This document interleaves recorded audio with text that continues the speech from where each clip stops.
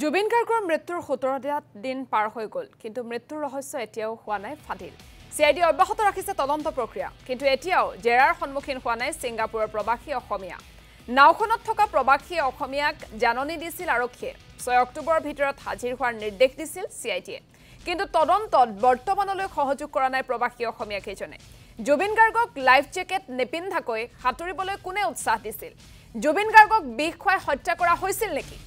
কি খাদ্যৰ লগত বিষ খুওৱা হৈছিল জুবিন গাৰ্গক এই সকলোবোৰ প্ৰশ্নৰ উত্তৰ উলিয়াবলৈ হলে প্ৰবাসী অসমীয়াৰ ভাষ্য সংগ্ৰহ কৰাটো অত্যন্ত জৰুৰী শেখৰজ্যোতি গোস্বামী অনা অভিযোগ তথ্য সহকাৰে উপস্থাপন কৰিবলৈ প্ৰবাসী অসমীয়াৰ ভাষ্য অতিকৈ জৰুৰী কিন্তু কি কাৰণত প্ৰবাসী অসমীয়া কেইজনে তদন্তত সহযোগ কৰা নাই সেয়া হৈছে এই মুহূৰ্তৰ ডাঙৰ হাতৰ ইয়াৰ বিপৰীতে সিআইডি কাৰ্যালয়ত মাৰাথন জেৰাৰ সন্মুখীন হৈছে শ্যামকানু মহন্ত সিদ্ধাৰ্থ শৰ্মা শেখৰজ্যোতি গোস্বামী আৰু অমৃত প্ৰভা মহন্ত এই জেৰাত পোহৰলৈ আহিছে বহু বিস্ফোৰক তথ্য জুবিন গাৰ্গৰ ভাতৃ সন্দীপন গাৰ্গ হ'ব নেকি গ্ৰেপ্তাৰ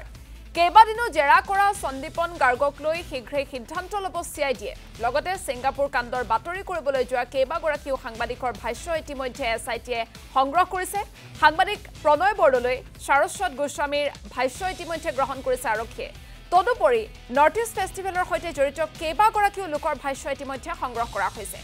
5 ঘণ্টাৰ অন্তত সিআইডিৰ কাৰ্যালয়ৰ পৰা কালি ওলাই আহিছিল সাংবাদিক প্ৰণয় বৰদলৈ সিংগাপুৰত যি দেখিছিল তাৰ ভাষ্য গ্ৰহণ কৰিলে সিআইডিয়ে পৰৱৰ্তী পৰ্যায়ত পুনৰ সিআইডিৰ কাৰ্যালয়লৈ আহিব লাগিব প্ৰণয় বৰদলৈ এফালে 4 ঘণ্টা 20 মিনিট জেৰাৰ পিছত সিআইডিৰ কাৰ্যালয়ৰ পৰা কালি ওলাই আহে সন্দীপন গাৰ্গ এছআইটিক তদন্তত সহায় কৰা বুলি জনাইছে সন্দীপন গাৰ্গে পুনৰ জেৰাৰ বাবে সিআইডিৰ কাৰ্যালয়লৈ আহিব লাগিব সন্দীপন গাৰ্গ সিআইডিৰ কাৰ্যালয়ত প্ৰায় 6 ঘণ্টা 30 মিনিট জেৰা জুবিনৰ সহযোগী কণ্ঠশিল্পী সুইটি দাসক সংবাদ মাধ্যমৰ সন্মুখত বিশেষ মন্তব্য অৱশ্যে নকৰিলে সুইটি দাসে নাই মই তেওঁলোকে এটা সাক্ষ্য দিব আনিছে মই বাৰে বাৰে জেৰাৰ কথা নাই সাক্ষ্য দিব আনিছে আৰু সাক্ষ্যত তেওঁলোকে কথাখিনি কি যিখিনি মই দেখিছিলোঁ যে তাত মই ঘটনাস্থলীত গৈ মানে ঘটনাস্থলী নহয় হস্পিটেলত যেতিয়া গৈ দেখিছিলোঁ কি দেখিছে গোটেইখিনি কথাখিনি তেওঁলোকৰ সাক্ষ্য লৈছে সাক্ষ্যটো মানে প্ৰথমতে মোক ক'লে আপুনি ষ্টেটমেণ্টটো লিখি দিব মই ষ্টেটমেণ্টটো লিখিবৰ কাৰণে সেইকাৰণে ইমান সময় ল'লে মানে ষ্টেটমেণ্টটো মই মোবাইলত লিখা হ'ল মই মোবাইল লিখিলোঁ লিখাৰ পাছত তেওঁলোকৰ হাতত কপি কৰিছোঁ তেওঁলোকে 2-এটা ক্লেৰিফিকেশ্যন খুলিছে আৰু তাৰপাছত মোক ক'লে সেইখিনি ৰেকৰ্ড কৰিলে তেওঁলোকে মই কোৱা যিখিনি ষ্টেটমেণ্ট লিখিলোঁ মোবাইলত সেইখিনি তেওঁলোকে ৰেকৰ্ড কৰিছে কথাটো সেই ৰেকৰ্ড কৰিছে তাৰপাছত মই কৈছে যে এইটো তাৰপাছত মই হেৰিক লগ পালোঁ ৰজি কলিতা তৰুণ গোৱেলৰ লগত কথা পাতিছিলোঁ আৰু ৰজি কলিতাক লগ পালোঁ তেখেতে মোক এই তদন্তত সহযোগ কৰাৰ কাৰণে তেখেতে ধন্যবাদ জনাইছে আৰু কৈছে যে আমিও এটা জুবিন গাৰ্গৰ কৈছে মই নিজেও এজন জুবিন অনুৰাগী মই ক'লোঁ মই নিজেও অনুৰাগী আমি যেনেকৈ জুবিন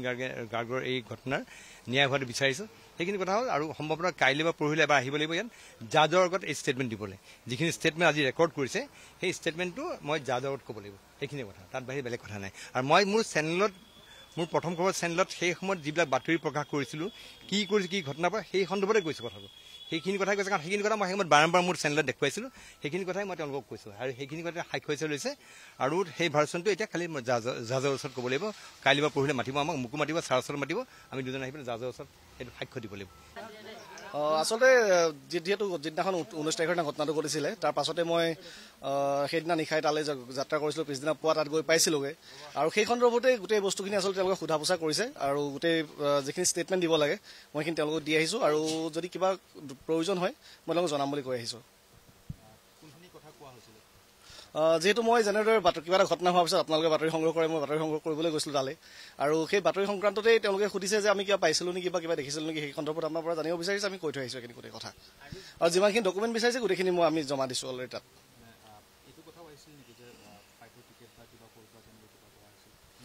নাই কৰা কিন্তু মই নিজৰ ফালৰ পৰাই যিখিনি ফ্লাইটৰ টিকট আছিল বা মোৰ যি ভিজা আছিল সেইখিনি মই ইতিমধ্যে তেওঁলোকক জমা কৰিছোঁ তেওঁলোকৰ সেইখিনি সময়ত গোটেই বস্তুখিনি আচলতে যিহেতু তদন্ত চলি আছে আৰু সিমান ডিটেইলছত মই হয়তো ইয়াত কোৱাটো বৰ ভাল কথা নহ'ব এই মুহূৰ্তত কাৰণ যিহেতু তেওঁলোকক গোটেইখিনি কৈ থৈ আহিছোঁ ডকুমেণ্টখিনিও জমা দিছোঁ গতিকে পৰৱৰ্তী সময়ত যদি গোটেই কথাবোৰ হেৰি হয় মই বাকীখিনি কথা ক'বলৈ আহিবলগীয়া হ'ব চাগে মই মৃত্যুৰ পাছত গৈছিলোঁ হয় নাই যিহেতু মোক বিশেষকৈ সেইদিনাখন কি হৈছিল কাৰণ মই সেইদিনাখন হস্পিটেল গৈ পাইছিলোঁগৈ হস্পিটেলত কি হৈছিল সেই ঘটনাখিনিৰ বিষয়েহে মোক তেওঁলোকে সোধা পোছা কৰিছে গতিকে সেইখিনি কথা ক'বলৈ মই ইয়াত আজি উপস্থিত হৈছিলোঁ মই ইনভেষ্টিগেশ্যনৰ কথা ইয়াত একো ডিছক্লোজ কৰিব নোৱাৰোঁ ঠিক আছে ইনভেষ্টিগেশ্যন চলি আছে ঠিক আছে মই কপাৰেশ্যন কৰি আছোঁ মই সিমানে কৰি চাইছোঁ মই আহি থাকিব লাগিব মই একচুৱেলি হস্পিটেলাইজড হৈ আছিলোঁ মই অসুস্থ মই বৰ্তমান একো ক'ব নিবিচাৰোঁ আৰু অকণমান আগত যিখিনি কৈছিলোঁ সেইখিনিয়ে মোৰ একেখিনিয়ে কথা আৰু আগত যিখিনি কৈছিলোঁ একেখিনিয়ে কথা বেলেগ